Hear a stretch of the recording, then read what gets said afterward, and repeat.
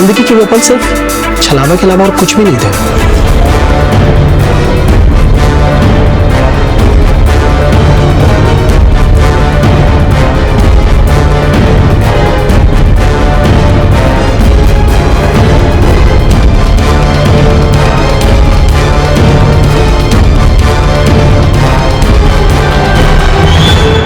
Sir, यहाँ आसपास तो बच्ची को किसी ने नहीं देखा, लेकिन सर उस चाट वाले की दुकान के बाहर कुछ जगह सीसीटीवी कैमरे हैं। मैंने उनकी फुटेज मंगा ली है, शायद कुछ क्लू मिल जाए। एक बात बहुत खटक रही है। सिमी ने कहा था कि वो इंद्रपुरी में रहती है। अब इंद्रपुरी से कुछ स्पेशली चाट खाने करोड़ बाग आएगा, ये बात कुछ हजम नहीं हो रही है। चलो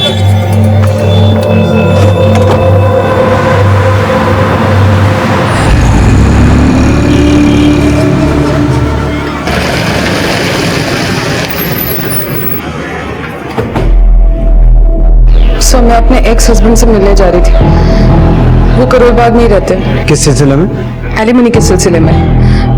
हम वहाँ पहुँचने वाले थे और शनाया ने चाट खाने की जिद पकड़ ली। उसे नाश्ता करा के ले जाती तो ऐसी जिद नहीं करती वो। मम्मी प्लीज हट्टा में से बीच में मत बोला करो आप। क्यों ना बोलूं? तेरी लापरवाही की वजह से खोई है वो। कोई मम्मी ऐसी भी होती है क्या जो अपने बच्चे को? प्लीज, उसमें शनाया की भी गलती है। मैंने उसको बोला था ना वहीं पर बैठी रहे, कहीं ना जाए। उसको क्या जरूरत है उसे? अरे वो तो बच्ची है, तेरी अकल के घास चने गई थी जो उसे अकेले। Mummy please stop it. हाँ शांत हो जाइए आप लोग। आपके ऐसे झगड़ने से शनाया मिल नहीं जाएगी। तो कैसे मिलेगी सर? सर प्लीज मेरी शनाया को ढूंढ निकालो। जिंदगी भर एहसान मानूंगी आपका। देखिए, शनाया को ढूंढना हमारी ड्यूटी है, पर हमें ऐसा लगता है कि उसे किसी ने किडनैप किया है। अगर वो खोई होती तो अब तक मिल जाती। आपको किसी पर शक है? अगर आपको फिरौती के लिए कोई भी कॉल आए तो हमें तुरंत कांटेक्ट कीजिएगा। फिलहाल आपके एक्स हस्बैंड का नंबर और एड्रेस चाहिए हमें।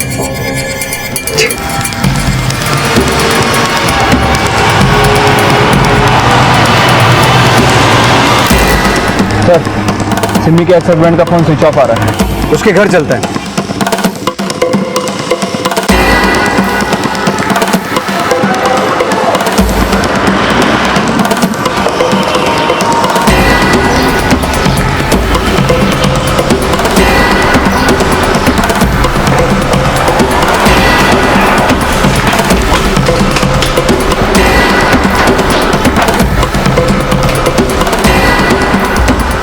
कोई नहीं।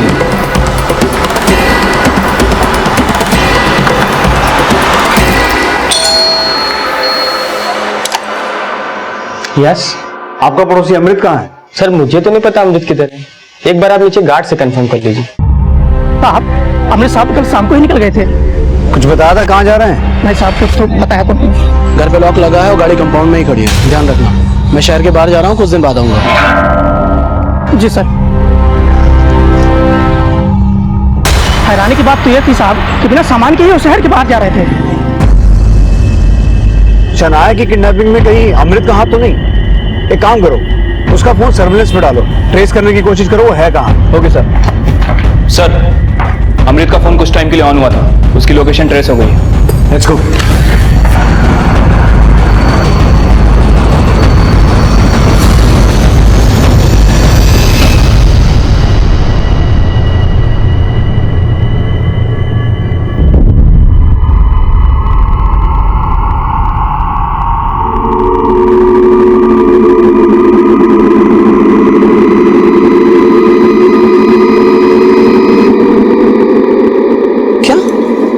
किडनैप हो गई? कब हुआ सर ये? कल शाम को, जब तुम्हारी एक्स वाइफ तुमसे मिलने आ रही थी। सिमी मुझसे मिलने आ रही थी? तुम्हें नहीं पता? वो तुमसे एलिमनी के लिए मिलने आ रही थी। एलिमनी? सर एलिमनी तो मैं बहुत पहले दे चुका हूँ। अगर मुझे पता होता कि सिमी शनाया के साथ आ रही है तो मैं कहीं भी होता अपने घर जरूर पहुंच जाता। सर मैं तो वैसे भी बहाने ढूंढता फिरता हूँ अपनी बच्ची से मिलने के लिए। अगर अपनी बेटी को इतना मिस करते हो तो सिमी से डिवोर्स लेने की वजह? मैं उसे डिवोर्स देना नहीं चाहता था, बल्कि वो खुद मेरे साथ रहना नहीं चाहती थी। उसने ही मुझे शनाया से दूर रखा। इसलिए तुमने उसे शनाया से दूर कर दिया? आप कहना क्या चाहते हैं? मैंने शनाया को किडनैप किया? अरे मैं तो खुद परसों यहाँ आश्रम में आया। वो तो हमने पता कर लिया, अब बस ये पता करना है कि शनाया को किसने किसके कहने पर किडनैप किया है। सर आप गलत दिशा में इन्वेस्टिगेशन कर रहे हैं। तो दिशा तुम दिखाओ, किसी पर शक है तुम्हें? मैं तो सिर्फ इतना कहना चाहता हूँ कि न सिमी अच्छी माँ है और न अच्छी इंसान। लेकिन एक माँ अपनी ही बेटी को किडनैप क्यों करवाएगी? मैंने ऐसा कब कहा सर? तो फिर क्या कहना चाहते हो? मैं तो सिर्फ अपनी किस्मत को कोसता हूँ कि सिमी जैसी लड़की के साथ मैंने शादी ही क्यों की। लेकिन हमने तो सुना है कि तुम्हारी लव मैरिज हुई थी। एक वक्त था जब सिमी से मैं बहुत प्यार करता था और अपने आप को सबसे खुशनसीब इंसान समझता था कि सिमी जैसी लड़की मेरी लाइफ पार्टनर है।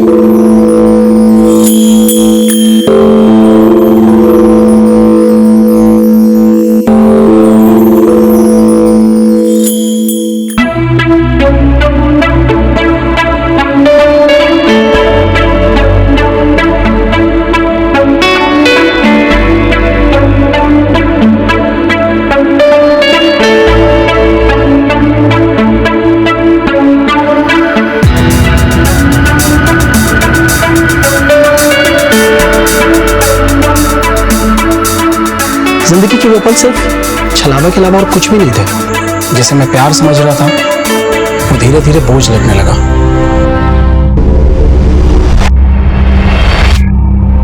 जब मेरा बिजनेस पूरे दौर से गुजरा तो सिमी ने दिखा दिया कि वो कितनी मनी माइंडेड है।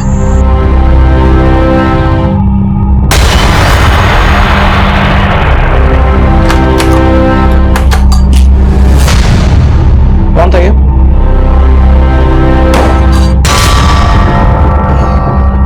मैंने पूछा कौन था ये? मेरा दोस्त था अमृत। सिमी तुम इस हद तक गिर जाओगे मैंने नहीं सोचा था। तुम सिर्फ मेरी बीवी नहीं शनाया की माँ भी हो। और तुम जैसे कुछ मर्दों को ये लगता है कि औरत एक बार माँ बन जाए उसकी पर्सनल लाइफ ही खत्म हो जाती, नहीं? लेकिन जो लाइफ तुम जी रही हो ना उससे मेरी और शनाया की बर्बादी है। तुम और कितना बर्बाद हो गए अमृत? सिमी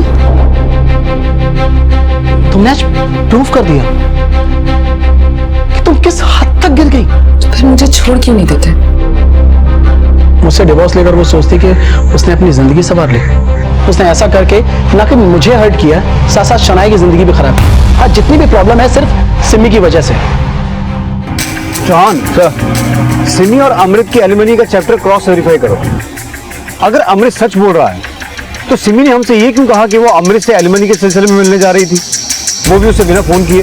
क्या लगता है सर, क्या सिमी का कैरेक्टर वैसा ही है जैसी तस्वीर अमृत हमें दिखा रहा है? सिमी का शनाया को बीच रास्ते में छोड़कर शॉपिंग करने चले जाना और सिमी की माँ का बार बार सिमी को ही शनाया के लापता होने के लिए कोसना, उससे तो यही लगता है कि वो एक लापरवाह माँ है। अब हो सकता है खराब बीवी भी रही हो, लेकिन सवाल ये उठता है चौहान कि एक माँ अपनी बेटी को किडनैप क्यों करवाएगी और किस मकसद से? शनाया के लापता होने के बाद शनाया की मां सिमी की जो शख्सियत उभर कर सामने आई वो एक मां की छवि पर कई सवाल खड़े कर रही थी। एक लापरवाह मां रिश्तों के लिहाज से तो दोषी नजर आ रही थी, लेकिन कानूनी मापदंड से उसे अपराधी मान लेने का कोई सबूत पुलिस के हाथ नहीं लगा था। सिक्के के हमेशा दो पहलू होते हैं और सिमी की शख्सियत का दूसरा पहलू जानने से पहले ही इस केस में एक नया पहलू सामने आया। सर, एक दुकान की सीसीटीवी फुटेज में ये शनाया एक औरत के साथ कैप्चर हुई है।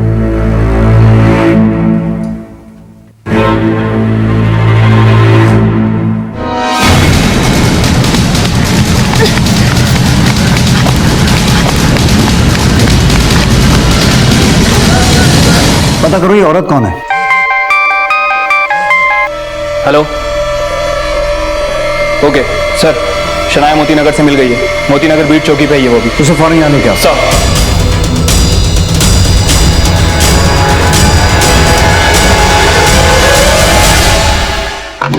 शनाया, नानी की बच्ची, नानी ठीक तो मम्मा, आपका ये एहसान मैं जिंदगी भर नहीं भूलूंगी। आपने मेरे नवासी को सही सलामत ढूंढ दिया।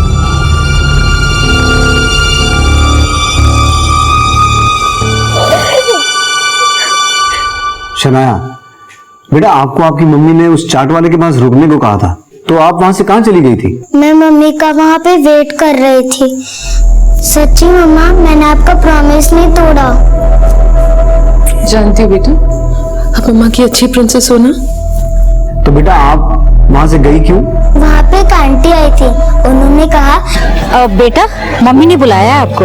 लेकिन आप कौन हो? मैं आपकी मम्मी की दोस्त हूँ। चलिए चलते हैं। बेटा कौन थी वो आंटी? आप उसे जानते हो? मेरा मतलब आपने पहले कभी उसे मम्मी के साथ या कहीं और देखा था? नहीं अंकल।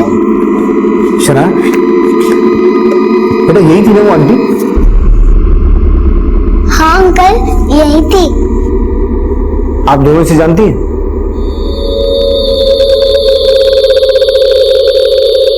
बेटा ये आंटी आपको कहाँ लेके गई? ये मुझे कार में बैठा कर लेकर जा रही थी।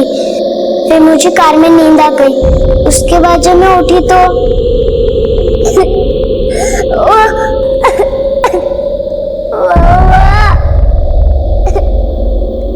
नानी।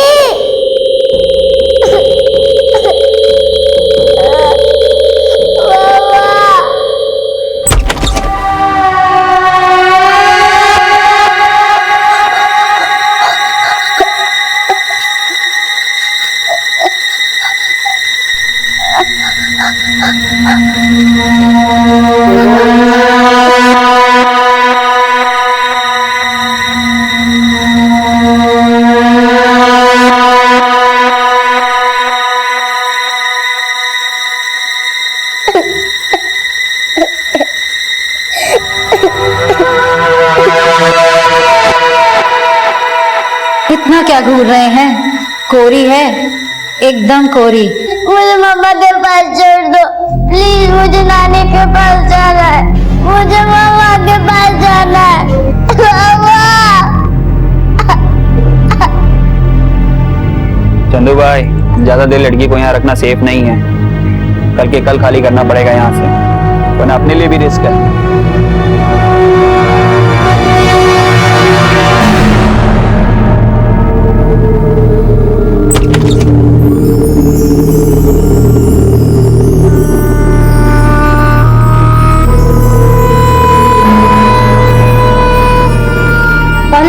बच्ची, क्या हुआ?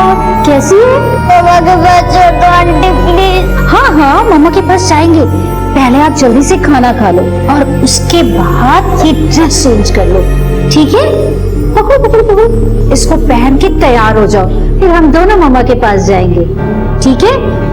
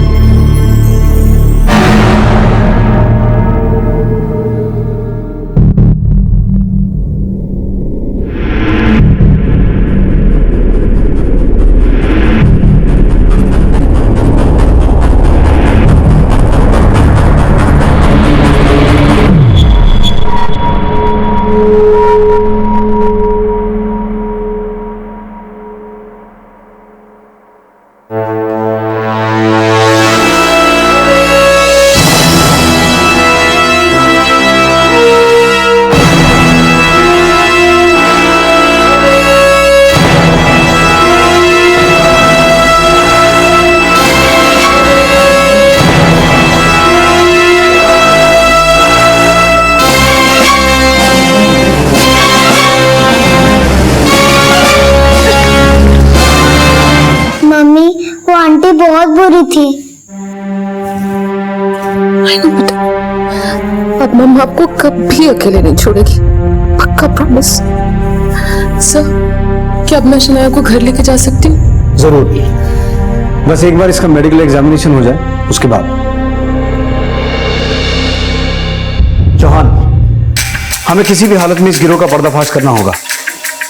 शनाया ने तो खुद को बहादुरी से उनके चंगुल से बचा लिया, लेकिन और ना जाने कितने बच्चों के साथ वो जुल्म कर रहे होंगे।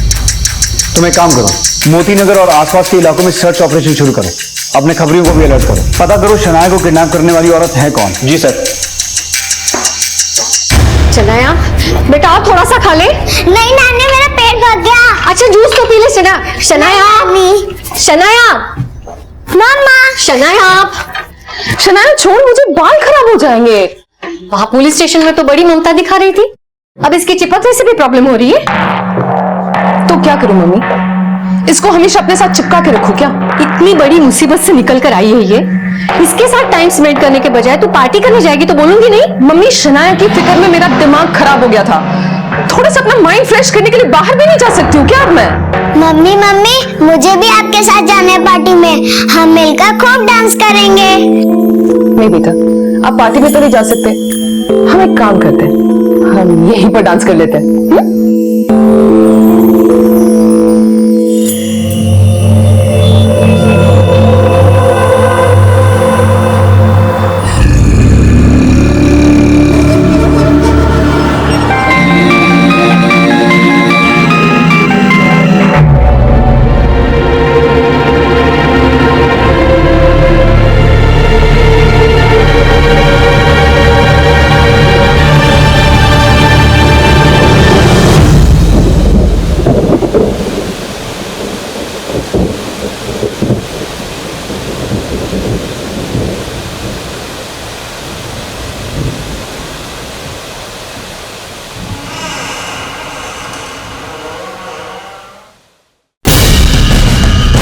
बाप रे, hello hello police station.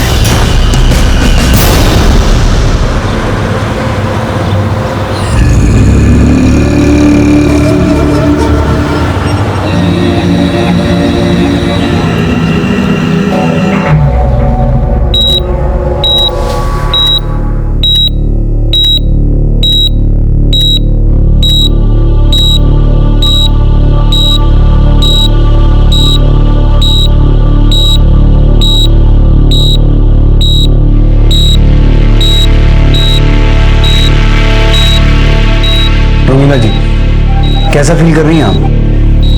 Shanaya, Shanaya कहाँ है? शनाया और सिमी घर पे नहीं थे। सिमी का फोन भी नहीं लग रहा।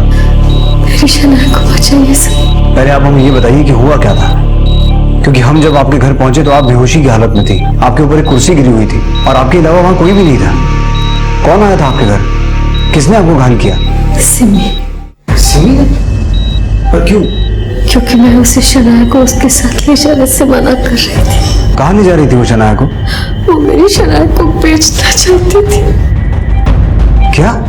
शनाया का लापता होना भी सिमी की एक चाल थी, लेकिन इसका पता मुझे आज सुबह चला। लेक्चर देना बंद करो, समझे? एक बच्ची को तो संभाल नहीं पाए। सुनो, अब मैं शनाया को तुम्हारे हवाले तभी करूंगी जब तुम पूरे पैसे मुझे दोबारा दोगे। वो सौदा पुराना था, ये नया है, ठीक है? मैं शनाया को लेकर आती हूँ, लेकिन तुम थोड़ा अलर्ट रहना।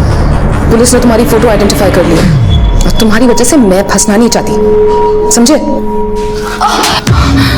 बेटी का सौदा कर रही है? मुझे तो शर्म आ रही है। मैंने तू जैसी को अपनी कोख से जन्म दिया। मैंने कहा था मुझे अपनी कोख में पालने के लिए। शनाया को तो पाला था ना अपनी कोख में तूने। हाँ, पाला था, उस नाते हक बनता है और इसीलिए उसको बेच भी रही हूँ, क्योंकि मुझे पैसा चाहिए जो ना तो मुझे मेरा पति दे सका और ना औक दे सकी। बस मम्मी, बहुत हो गया। खबरदार जो दोबारा मुझ पर हाथ उठाने की कोशिश की तो। मुझे अधमरा करके मेरी शनाया को लेकर वो चली गई। मेरी शनाया को बचा नहीं से। अगर आपने पहले हमें एक हिंट भी दिया होता कि सिमी ऐसी है तो। मुझे पता था सिमी अच्छी माँ नहीं है, लेकिन मैंने कभी सोचा नहीं था कि वो इस हद तक गिर जाएगी। उसने माँ की जिम्मेदारी कभी नहीं निभाई। मम्मी! अरे तुम लोग यहाँ? हाँ। कैसे है बेटा? अच्छा सुनो, मैं 2 दिन के लिए शहर से बाहर जा रही हूँ। मेरा फोन स्विच ऑफ रहेगा तो मुझे फोन मत करना, इसका थोड़ा सा ध्यान रख लेना। मैं चलती हूँ, बाय बेटा। लेकिन मम्मी मैं भी आपके साथ चलती हूँ।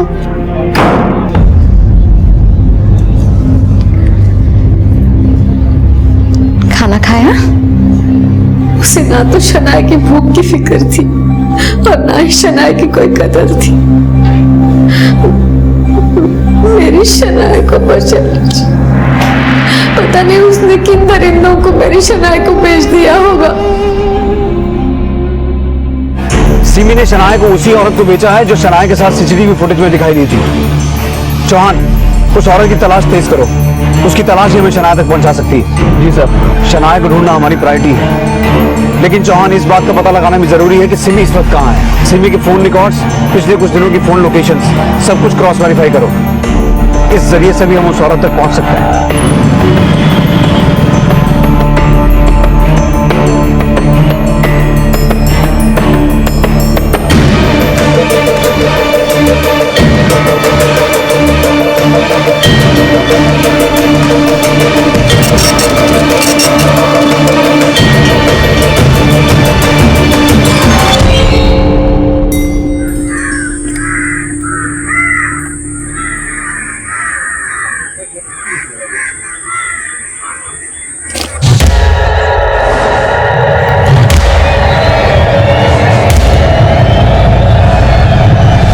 इसकी तो सांसें भी नहीं चल रही। लगता पुलिस को फोन करना पड़ेगा।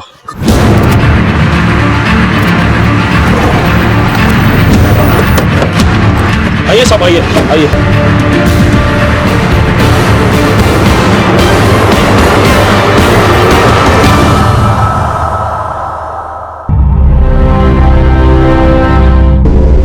चौहान, बॉडी को पोस्टमार्टम के लिए भेजो। Okay sir. संतोष, रानी, आसपास का एरिया चेक करो। सर, रोमिला के बयान के मुताबिक सिमी शनाया को बेचने के लिए ट्रैफिकर्स के पास गई थी, तो क्या ट्रैफिकर्स ने सिमी को मारा होगा? हो सकता है चौहान, क्योंकि शनाया की खरीद के पैसे वो पहले ही उनसे ले चुकी थी और रोमिला ने हमें बताया कि वो फोन पे उनसे दोबारा पैसे मांग रही थी। मुझे लगता है इसी वजह से उन्होंने सिमी को मारा।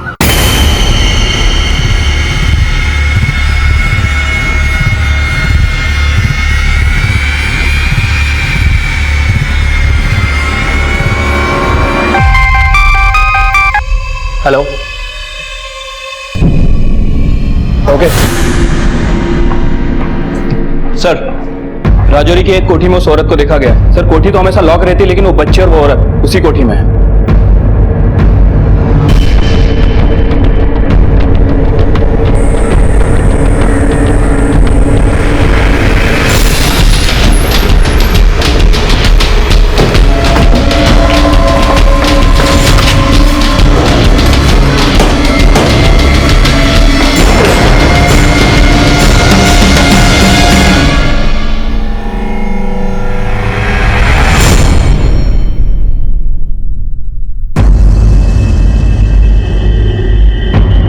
इस तरह से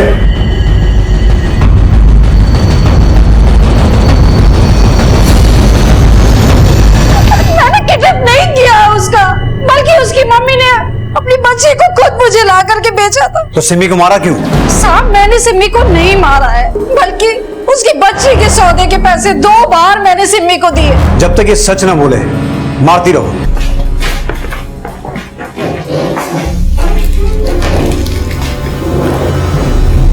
शनाया बेटा, आप उस आंटी के पास दोबारा कैसे पहुंच गए? मेरी मम्मी मुझे घुमाने के लिए लेकर गई थी और मेरी मम्मी ने कहा था।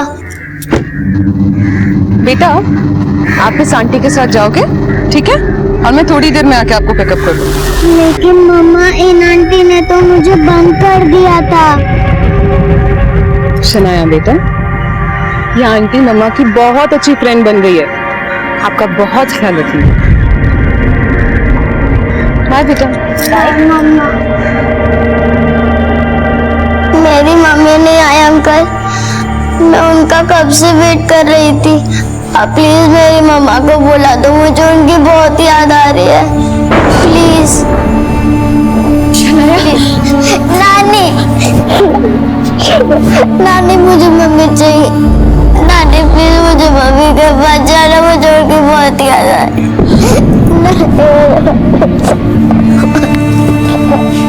बताइए ना नानी। रोमिला के बयान से सिमी की जो शख्सियत का पहलू उभर कर सामने आया, वो अपराध के निंदनीय से भी निंदनीय विशेषण जितना बुरा है। और अपराधियों के बुरे विशेषण के शब्द जब एक माँ से जुड़े हों, तो जुबान भी माँ को बुरी संज्ञा देने से कतरा जाती है, क्योंकि माँ सिर्फ एक संवेदनशील रिश्ता ही नहीं, बल्कि एक मार्मिक एहसास है और इंसान के ज़बानी सफर का पहला शब्द भी। सर, सिमी की पोस्टमार्टम रिपोर्ट। सर, उसकी मौत सर फटने की वजह से हुई है।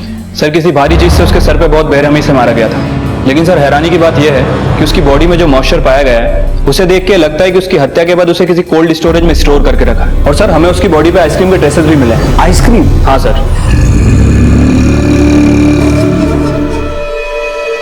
साहब, जब मैं वहां से जा रहा था तो मैंने देखा कि एक साइकिल आइसक्रीम वाला भी वहां से जा रहा था।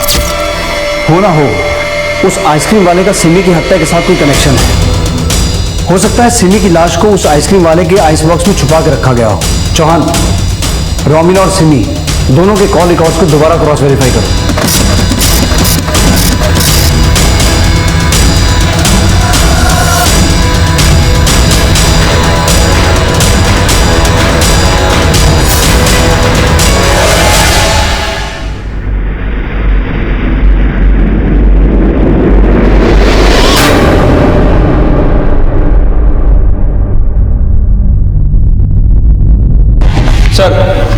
आइसक्रीम वाले का पता चल गया है और शनाया की फैमिली के साथ उसका क्या कनेक्शन है वो भी सामने आ गया है।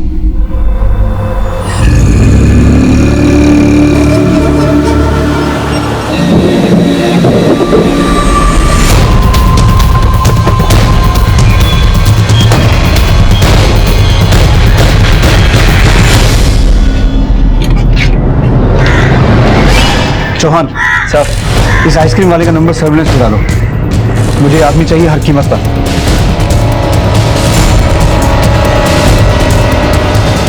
सर उस आइसक्रीम वाले का पता चल गया है, उसका नाम हरीश है और उसकी लोकेशन ट्रेस हो गई है। मूव।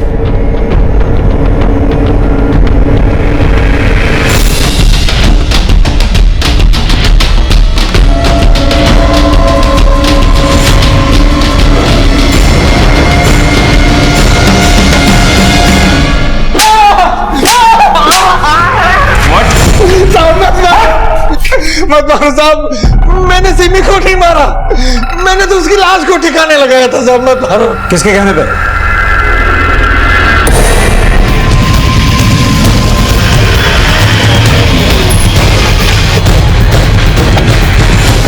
ये क्या कर रहे हैं सर आप? रोमिला जी,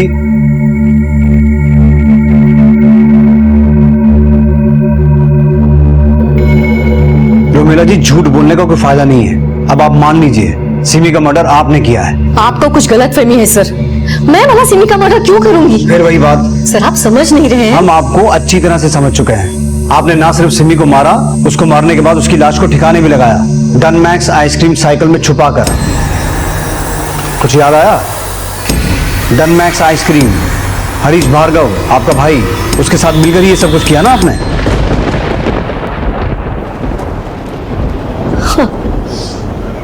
मैंने ही मारा सिमी को, मुझे तो उसको अपनी कोख में ही मार देना चाहिए था,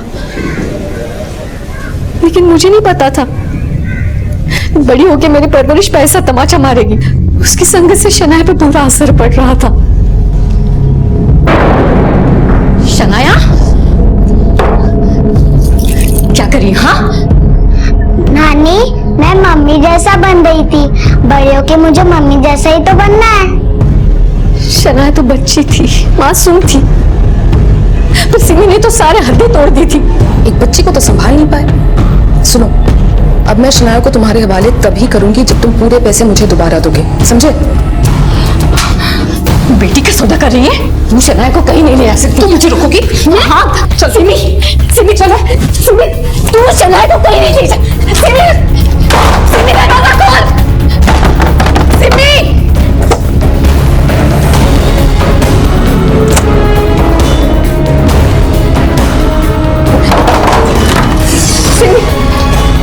शनाया कहाँ है? सिमी शनाया कहाँ है? कौन सा आपकी बेटी थी जो इतना चिल्ला रही हो? कहाँ है शनाया? उसके पूरे 2 लाख रुपए मिले, अब आपकी बेटी भी खुश। फिर मैंने अपने भाई हरीश को फोन किया, मैं बहुत घबरा गई थी।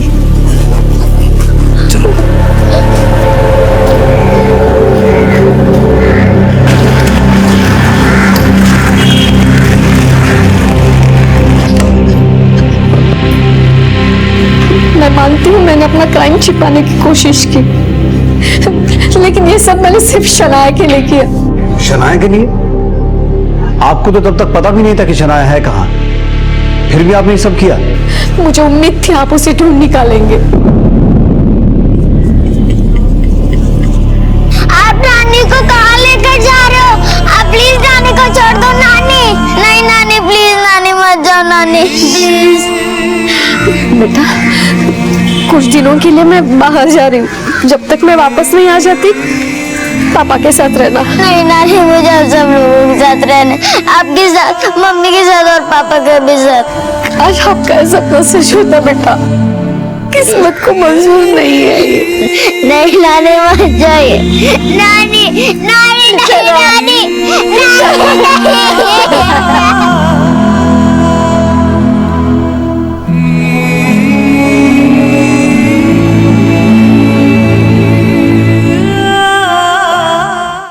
20 जून 2016 की शाम को दिल्ली निवासी पुखराज को उसी के घर में बुरी तरह से तड़पा कर पीटा गया और फिर बर्बरता से उसका कत्ल कर दिया गया। कौन थे ये और क्यों इनके अंदर इतनी हैवानियत भरी हुई थी कि जिसका खामियाजा पुखराज को अपनी जिंदगी गंवाकर चुकाना पड़ा।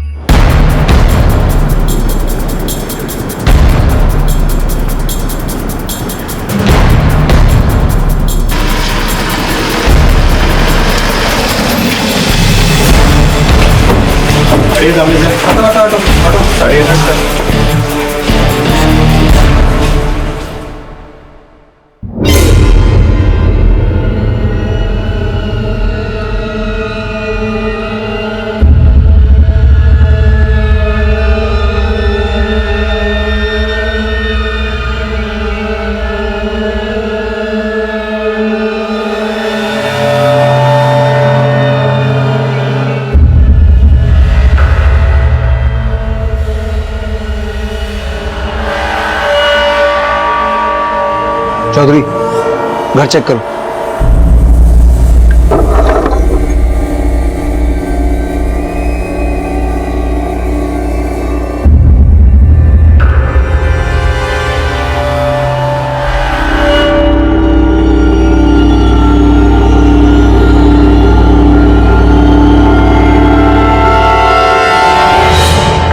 सर, लगता है मर्डर लूट के इरादे से किया गया है, लेकिन डेड बॉडी को देखकर लगता है इसे टॉर्चर किया गया है, जैसे किसी ने इससे अपनी दुश्मनी निकाली हो। चौधरी, बॉडी को पोस्टमार्टम के लिए भिजवाओ। सर, ये शबनम इसी ने कॉल किया था। साहब, मैं यहाँ साफ सफाई का काम करती हूँ। सुबह आई तो दरवाजा खुला था और पुखराज सेठ। पुखराज के अलावा और कौन कौन है घर में? मालिक की बीवी और उनका बेटा, लेकिन मैं सुबह आई तो दोनों ही यहाँ नहीं थे। नाम क्या है उनका? मालकिन का गौधुली और बेटे का विनय। आप जिस नंबर को डायल कर रहे हैं वो इस समय स्विच ऑफ है। आप जिस नंबर को डायल कर रहे हैं वो इस समय स्विच ऑफ है। सर, माँ बेटे दोनों का नंबर बंद है। पुखराज का और कोई रिश्तेदार, सगा संबंधी? साहब की एक बहन है और एक भाई। बहन शादीशुदा है, फरीदाबाद में रहती है। और भाई? कामराज नाम है उनका। पीतमपुरा में केबल की दुकान है, वो वहीं रहते। पुखराज की बहन और जीजा को कॉल करो, पुलिस स्टेशन बुलाओ, और कामराज को भी। सर,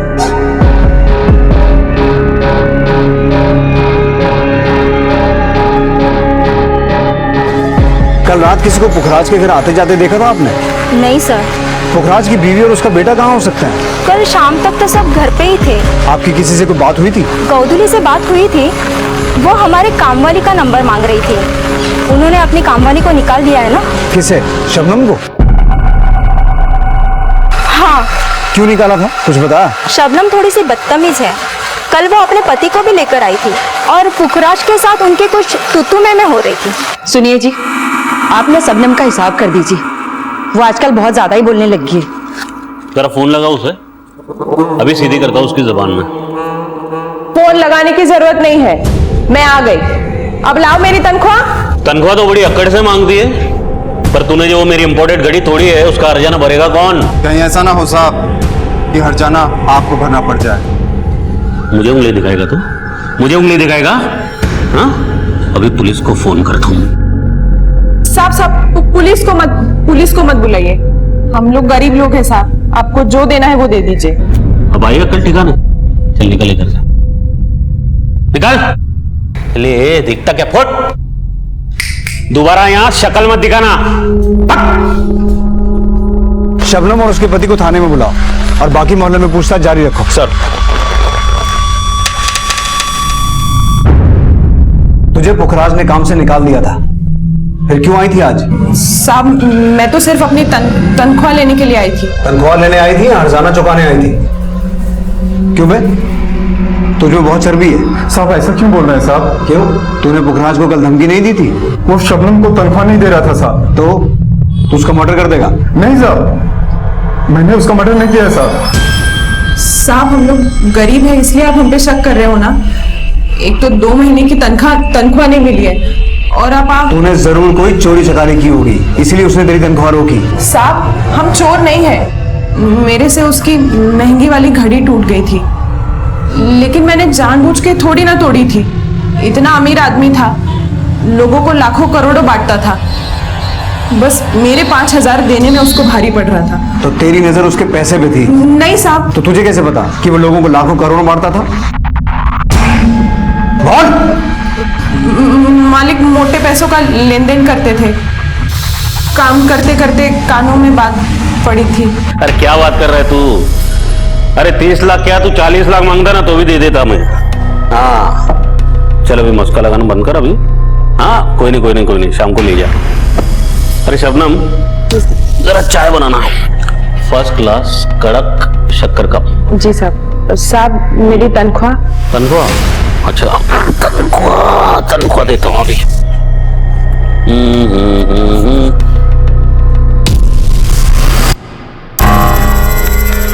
साहब पूरी तनख्वाह दीजिए ना, बहुत जरूरत है। पूरी जी?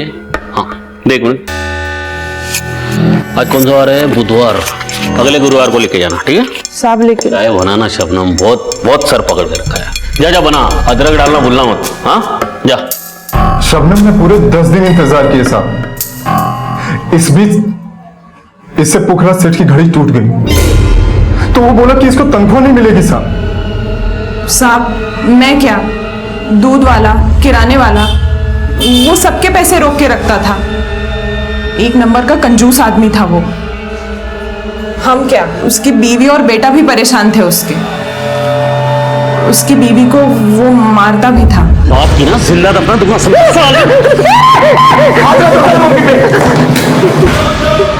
तुझ पे हाथ उठाएगा, अपने बाप पे हाथ उठाएगा? हाँ साले, तुम्हें हाथ ना काबू में रखना, अच्छा नहीं होगा।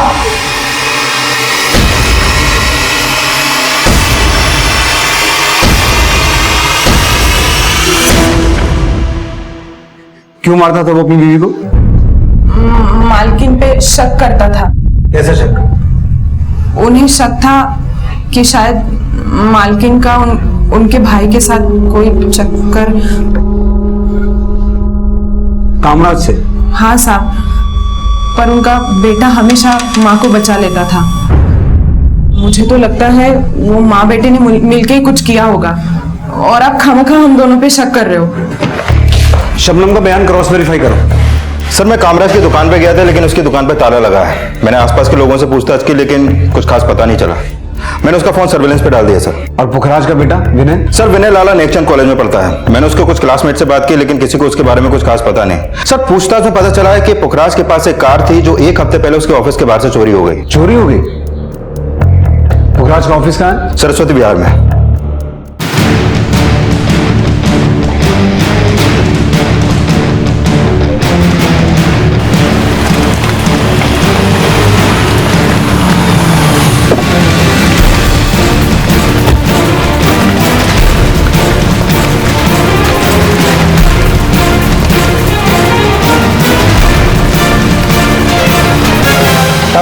सर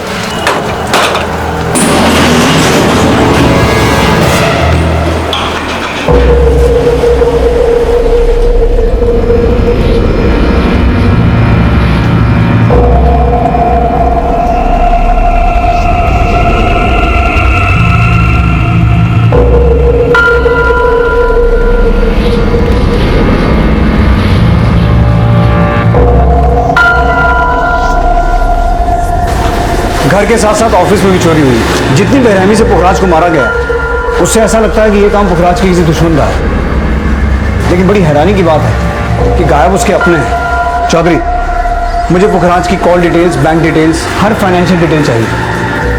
और ये पुखराज की बहन और जीजा कब आ रहा है? सर वो फरीदाबाद में रहते हैं, पहुंचने वाले होंगे। पुखराज से आखिरी बार कब मिले थे आप लोग? कई हफ्तों से कोई मुलाकात नहीं हुई, पर फोन पर अक्सर बात होती रहती थी। आखिरी बार कब बात हुई थी आपकी? अब कल उसे मेरी कार चाहिए थी, इसलिए उसने फोन किया सी।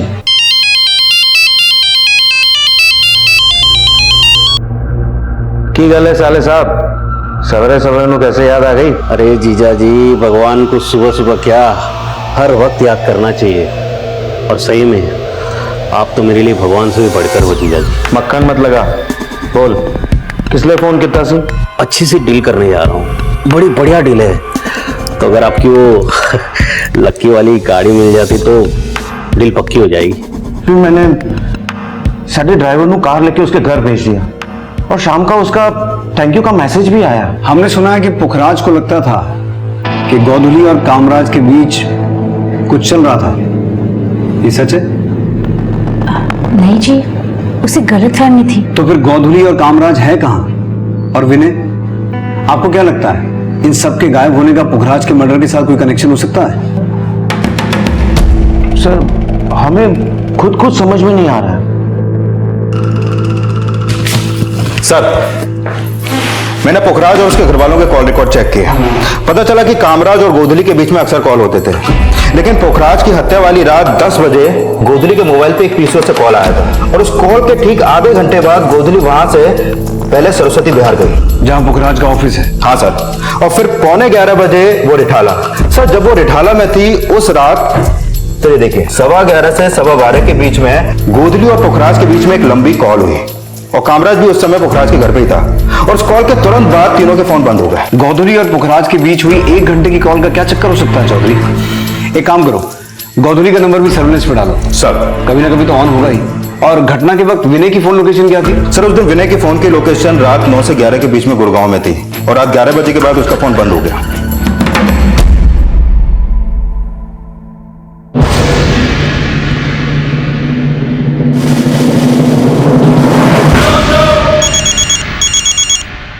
विनय, विनय उठ। विनय, ये ले तेरा फोन है, बात कर।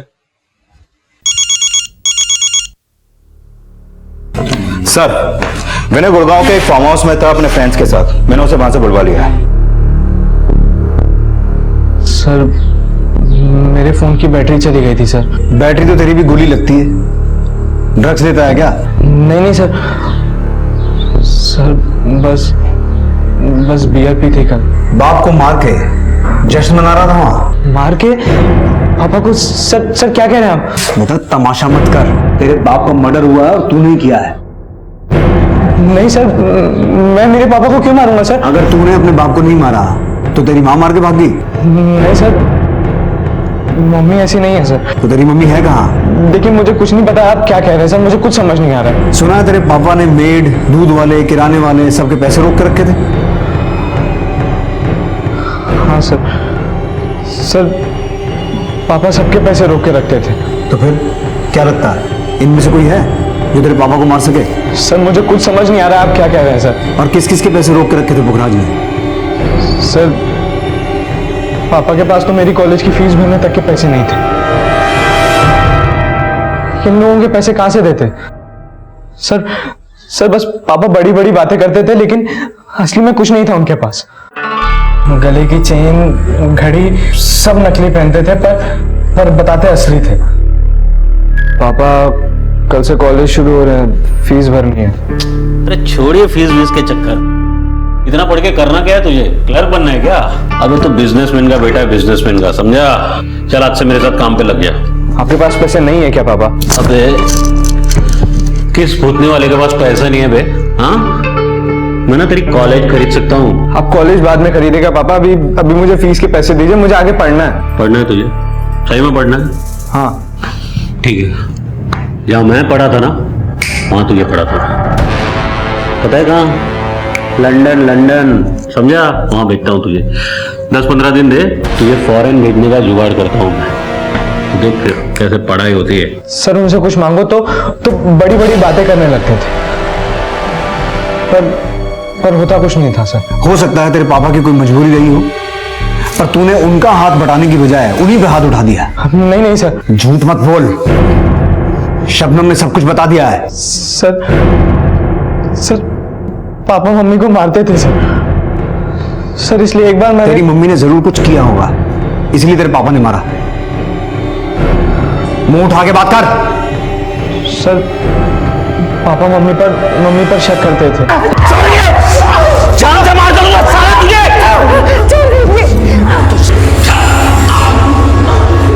चाचा लगी तो नहीं? कब लगे ज्यादा? नहीं कितना खून बह रहा है।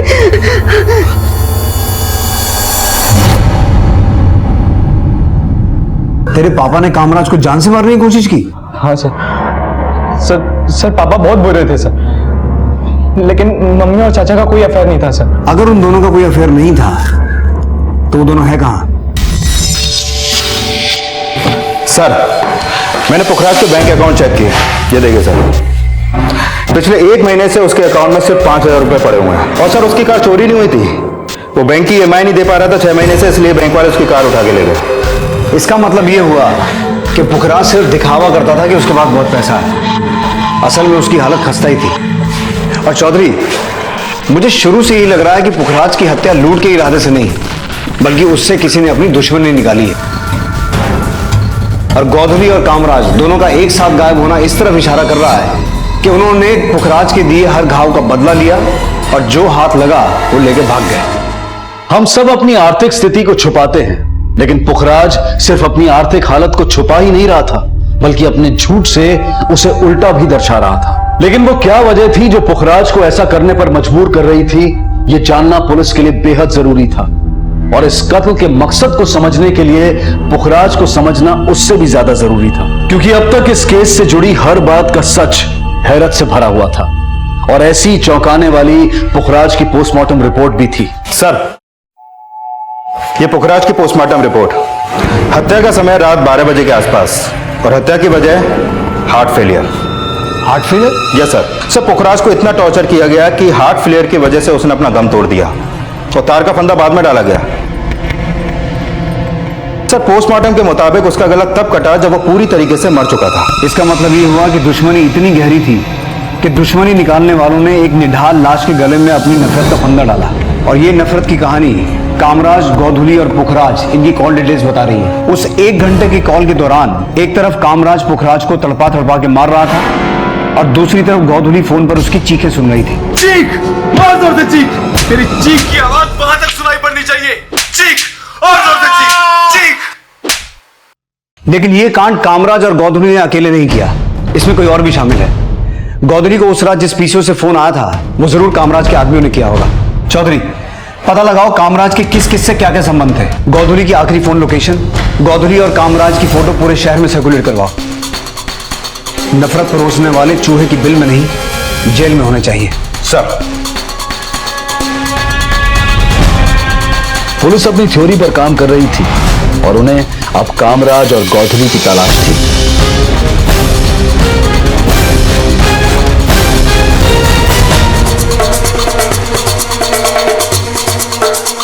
लेकिन फिर कुछ ऐसा हुआ जिसने इन थ्योरीज के सारे समीकरण बदल दिए। हाँ चौधरी,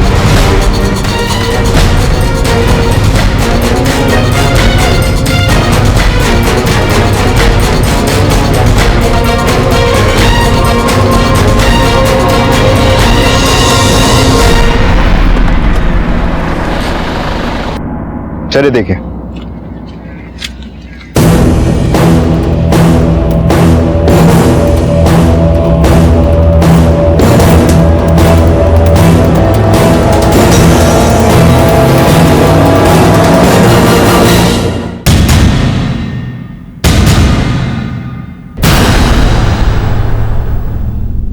बॉडी को पोस्टमार्टम के लिए भिजवाओ, घर वालों को इन्फॉर्म करो और आरटीओ से पता करो ये गाड़ी किसकी है। सर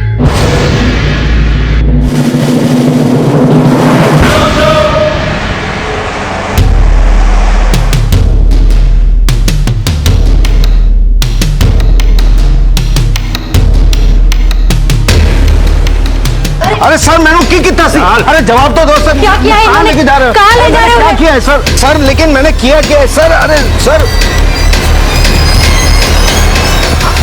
सर मैंने की कितना सी?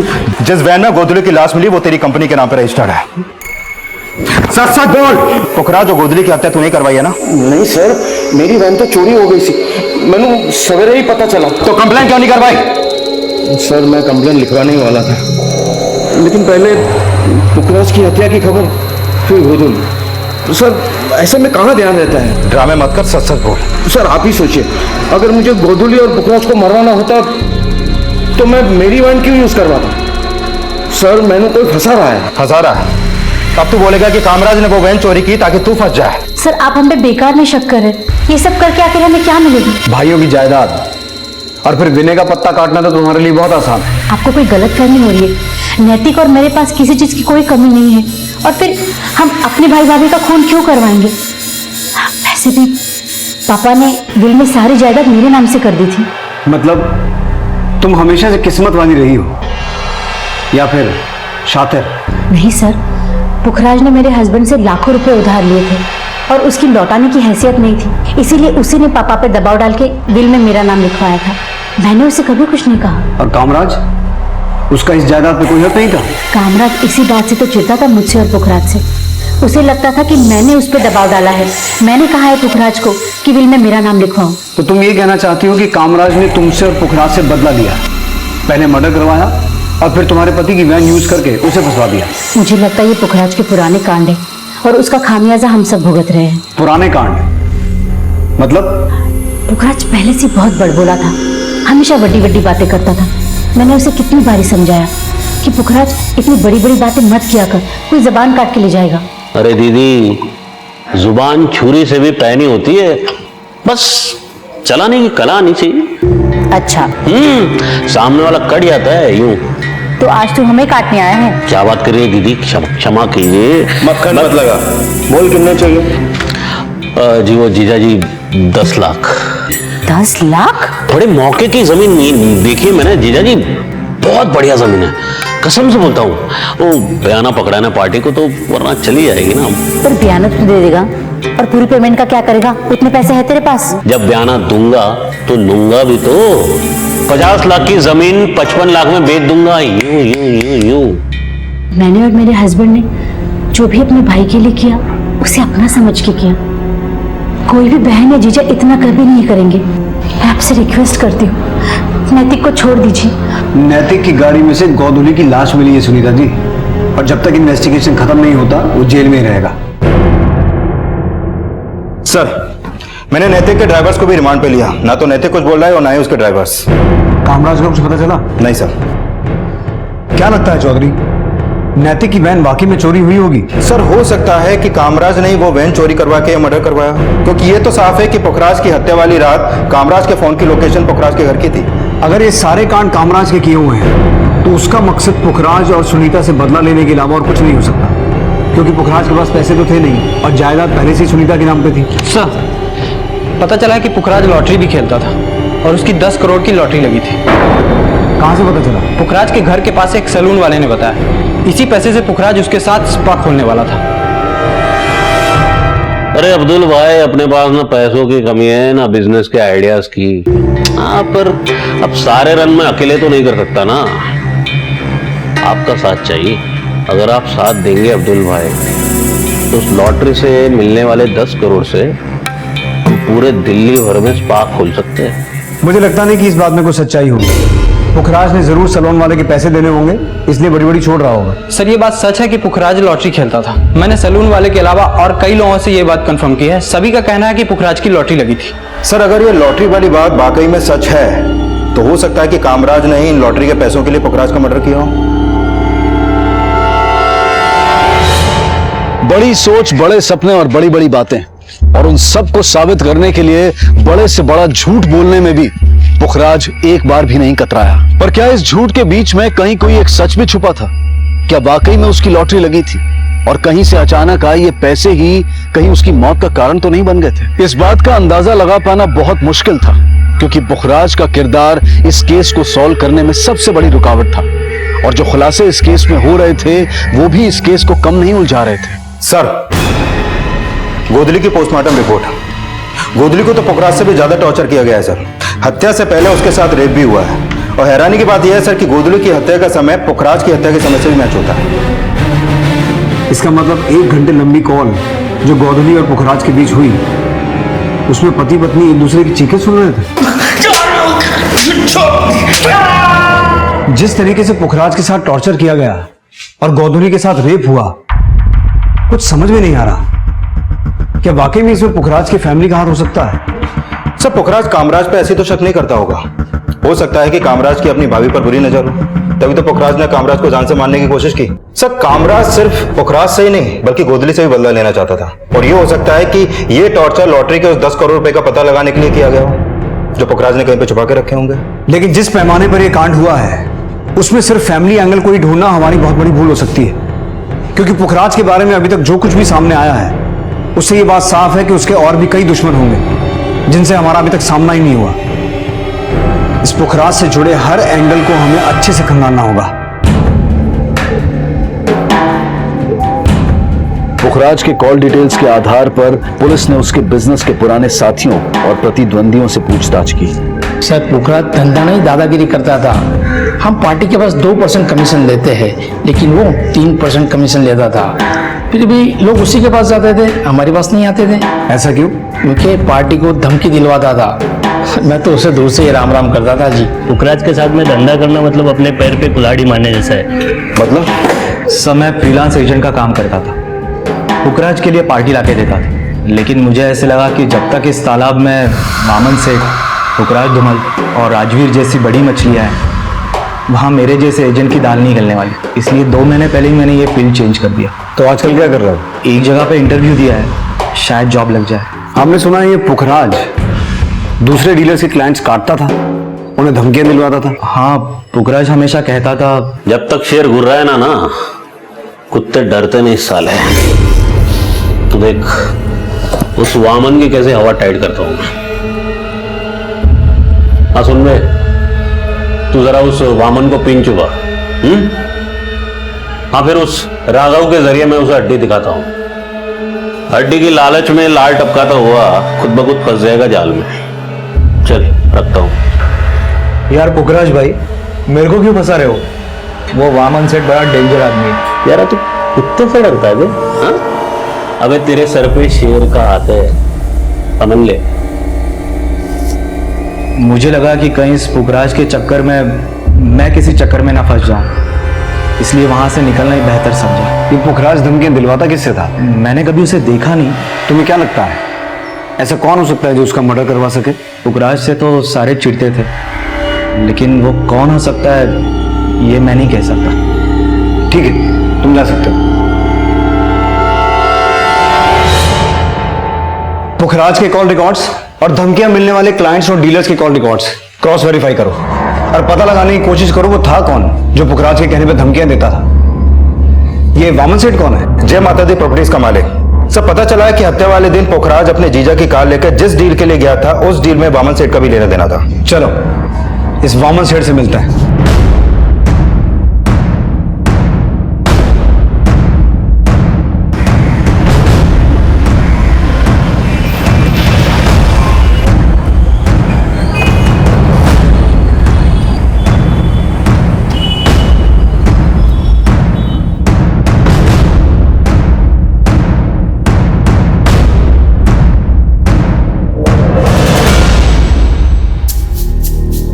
पुखराज मुझसे डील करने नहीं, मुझे बेवकूफ बना रहा था, लेकिन मैं उसके झांसे में आया नहीं। क्या झांसा दे रहा था वो? नरेला में किसी एनआरआई की कोई जमीन है, नकली पेपर्स दिखा के बोल रहा था एनआरआई पार्टी उसकी है। उसे लगा मैं बेवकूफ बन जाऊंगा। तो तुम उससे ज्यादा चालाक। पुखराज जैसे जालसाज से बचने के लिए चौकन्ना रहना जरूरी है। पुखराज से तो खैर सारे ही चौकन्ने रहते थे, लेकिन यही बात समझ में नहीं आ रही कि दुश्मनी निकाली किसने। वो मैं नहीं हूं, तो वो जो कोई भी है उसका मुझे कोई अंदाजा नहीं है।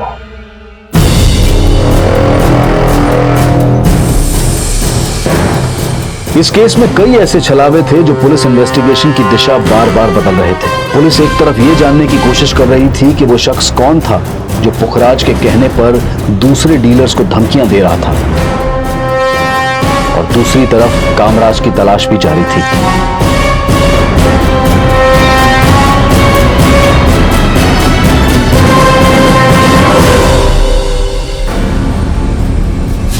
सर मैंने पुखराज की पूरी हिस्ट्री चेक किया।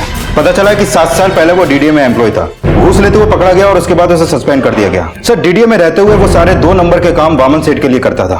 मैंने पता किया कि वामन सेठ और पुखराज के बीच में एक अनऑफिशियल पार्टनरशिप भी थी। सस्पेंड होने के बाद उसका वामन से बहुत झगड़ा हो गया और तभी वामन ने उसके ऊपर एक केस कर दिया। कैसा केस? ये देखिए सर। 7 अगस्त 2008 को पुखराज नशे की हालत में गैर कानूनी हथियार लेकर वामन के ऑफिस गया और उसे ब्लैकमेल किया। क्या है यहाँ पर? अबे अपना हिस्सा लेना है और क्या। जब तक तू डीडीए में था ना, मुझे तेरी जरूरत थी। अब तू मेरे कोई काम का नहीं। चल निकल यहां से।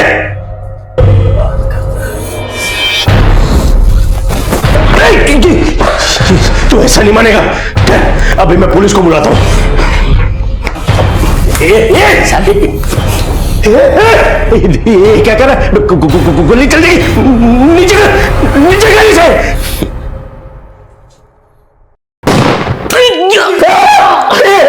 ये क्या किया तूने? पागल हो गया तू? ये क्या किया तूने?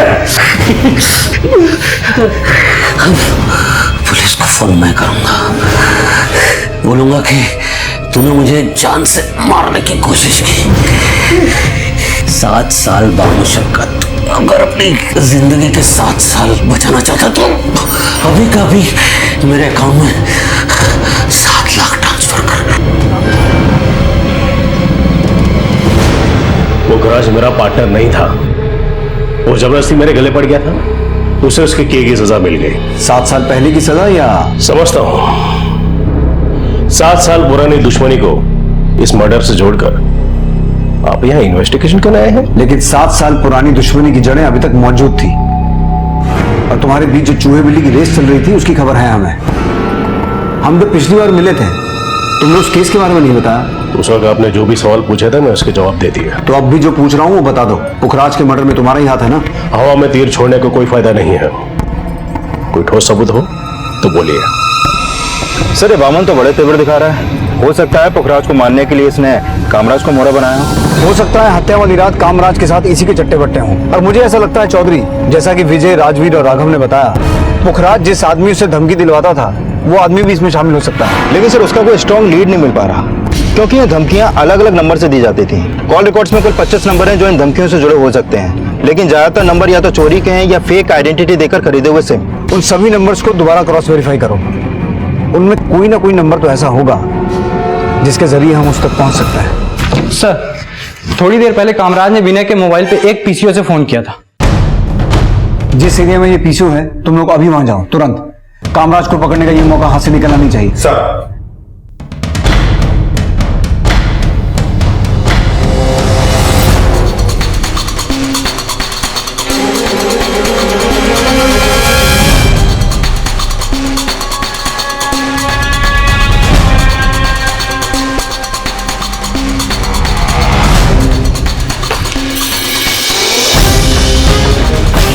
इस आदमी को देखा है?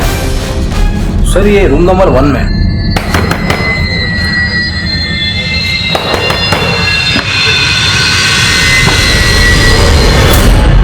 चल बात क्या सर? चल। मैंने कुछ नहीं किया। आप लोग भी कहाँ ले जा रहे हो सर? कुछ नहीं सर, मैं बेकसूर हूं सर। अरे कुछ नहीं। बेकसूर होता तो भागता नहीं। सर अगर नहीं भागता तब भी आप मुझे कसूरवार ही समझते। आपको लगता कि पुखराज ने मुझे मारने की कोशिश की है इसलिए मैंने उसे मार दिया। तूने सिर्फ पुखराज को नहीं, अपनी भाभी गोधुली को भी मरवाया। मैंने किसी को नहीं मरवाया सर। तेरी बहन तो ये सोच रही है कि तू उन्हें फंसा के भाग गया। तू उन दोनों से नफरत करता था क्योंकि तुझे जायदाद में हिस्सा नहीं मिला। सर मैं मानता हूँ कि पुखराज ने हमेशा मेरे साथ गलत किया सर, लेकिन मैंने उसको नहीं मरवाया सर। नहीं मारा सर। तेरा पुखराज की बीवी के साथ क्या चक्कर था? सर पुखराज जानबूझकर मुझ पे आरोप लगाता था और वो चाहता था कि मैं उस घर पे ना हूं जिस घर पे मेरा भी हिस्सा है। तो फिर हत्या के समय तो पुखराज के घर पे क्या कर रहा था? मैं वहां नहीं था सर। कॉल डिटेल्स में साफ साफ लिखा हुआ है कि हत्या के समय तो वहीं था। क्या कर रहा था वहां? नहीं सर मैं वहां नहीं था, मेरा फोन वहां था सर। जब पुखराज मुझे मारने की कोशिश कर रहा था तब मेरा फोन वहां गिर गया था सर। उसके बाद मैंने गोधली को फोन किया उस रात, तो गोधली ने बताया कि मेरा फोन वहां रह गया है। अगर मैं उस रात वहां वापस जाता तो पुखराज फिर बात का बतंगड़ बना देता, इसलिए मैं अगली सुबह गया। और जब मैं गया तो उसकी लाश देखी और मैं बहुत घबरा गया और मैं वहां से भाग गया। सर, जिन नंबर से पुखराज के नाम से धमकियां दी जाती थी उनमें से एक नंबर किसी गोविंद के नाम पे रजिस्टर्ड है। जब मैंने इससे पहले पूछताछ की तो बोला कि मेरा मोबाइल खो गया है, और अभी जब इसका बैकग्राउंड चेक किया तो पता चला कि ये 2-3 बार जेल जा चुका है। ये देखिए सर उसका फोटो। बुलाओ इसको। बोल, किस किस को धमकी देता था? सर मैं किसी को धमकी नहीं देता था सर। सर मेरे फोन का तो मिसयूज किया गया सर। जब तक ये सच ना बोले धुलाई करो इसकी। सर प्लीज बोल। सर मैंने चेक किया तो पता चला कि जब पुखराज को 2 साल की कैद हुई थी तब गोविंद तिहाड़ जेल में ही था। मतलब पुखराज और उसकी पहचान जेल में ही हुई होगी। लेकिन सर गोविंद के अलावा पुखराज के साथ जेल में एक और आदमी था, तो जेल से निकलने के बाद पुखराज के साथ काम कर रहा था। कौन? सर मुझे नहीं पता कि गोविंद पुखराज के लिए धमकी देता था या नहीं। मैं तो ईमानदारी से। धमकियां गोविंद नहीं तू देता था। गोविंद के साथ मिलकर तूने जो कांड किया है वो हमने गोविंद से उगलवा लिया है। अब तू साफ साफ बोलेगा या अपने तरीके से उगलवाएं? सर मैं वो सर मेरी और पुखराज की मुलाकात पहले जेल में ही हुई थी। भाई आपने बताया नहीं, आप बाहर करते क्या थे? मैं बाहर ना लोगों के सी काटता था। भाई मेरा सी मत काट देना। अरे क्या बात कर रहा है यार, तू तो भाई है मेरा। बैठ। करोड़ों की जायदाद है मेरे पास। अब 25-30 लाख तो ऐसे ही पड़े रहते हैं। कि भाई तू क्यों ऊपर आजा आजा बैठ। कुबेर बाबा का आशीर्वाद है। जेल से निकल कर मिलना मुझे, फिर अभी बड़ा पार कर दूंगा। पिछले साल मैं जेल से रिहा हुआ तो पुखराज से मिला और अपने लिए काम मांगा। अरे टेंशन ना ले भाई, क्यों पाल रहा है? पुखराज ना यारों का यार है। मैं पुखराज के कहने पर लोगों को धमकाया करता था। अक्सर सिम बदल बदल कर मैं लोगों को धमकाता था। उसके साथ काम करते मैंने अपने जिंदगी के 8 महीने बर्बाद कर दिए, पर एक दहला भी नहीं कमाया था। इसलिए 2 महीने पहले मैंने उसका साथ छोड़ दिया। फिर कुछ दिन पहले हमारी फिर से मुलाकात हुई। ठीक है ठीक है। हाँ जी हाँ जी हाँ जी। तो क्या हाल है महाराज? रन छोड़ू? मैं रन छोड़ू? अरे आप डबल रन छोड़ू। कितना छोड़ते थे? ये करवाऊंगा वो करवाऊंगा, क्या खाक किया है? ये प्रॉपर्टी का बिजनेस ना थोड़ा पेशेंस का होता है, वरना आम का गुद्दा कोई और गुटलियां कुत्ते खा जाते हैं। याद है जो वामन साहब की पार्टी सेट की थी तूने? याद है कितने कमाए उससे मैंने? 25 लाख। कितना? 25 लाख। 25 लाख की बात सुनकर मेरे कान खड़े हो गए। मुझे लगा कि पुखराज से पैसा वसूल करने का इससे अच्छा मौका नहीं मिलेगा। इसलिए फिर मैंने अपने पुराने ग्रुप के लोगों के साथ मिलकर एक प्लान बनाया। मुझे पता था कि पुखराज के सर पर उसका जीजा का बहुत सारा कर्जा है और पुखराज उसे एक पैसा भी नहीं लौटा रहा था। इसलिए फिर मैंने उससे फंसाने के लिए उसकी वैन चुराई और पुखराज के घर पहुंचा।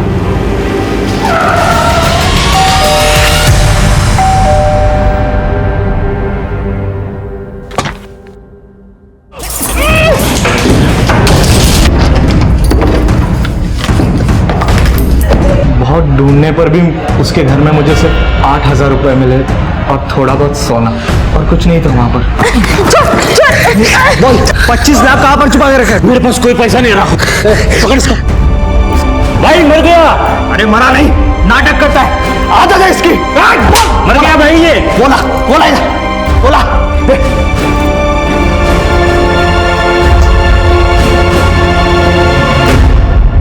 चल सोना निकल इसका।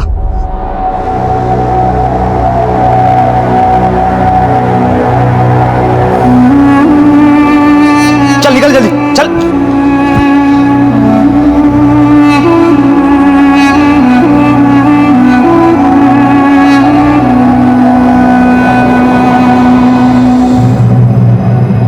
हम अपने बच्चों को सिखाते हैं कि झूठ की उम्र लंबी नहीं होती, लेकिन वहीं हमारी मानसिकता यह होती है कि छोटे छोटे झूठ बोलने से तो कोई नुकसान नहीं होता, लेकिन कब कौन सा झूठ हमें या हमारे सामने वाले को अपराधी बना दे और मौत का सबब बन जाए ये पता ही नहीं चलता। इसलिए ये बेहद जरूरी है कि हम जो हैं जैसे हैं उसी सच को अपनाएं, ताकि किसी और पुखराज को एक झूठी जिंदगी जीने का खामियाजा अपनी जान देकर ना चुकाना पड़े। इसी विचार के साथ अब मैं अनूप सोनी आपसे विदा लेता हूं।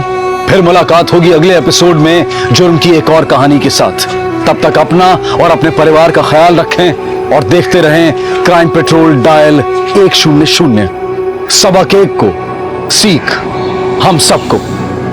जय हिंद। इस तरह के और भी एपिसोड देखने के लिए हमारे चैनल को सब्सक्राइब करें और बेल आइकन दबाना ना भूलें।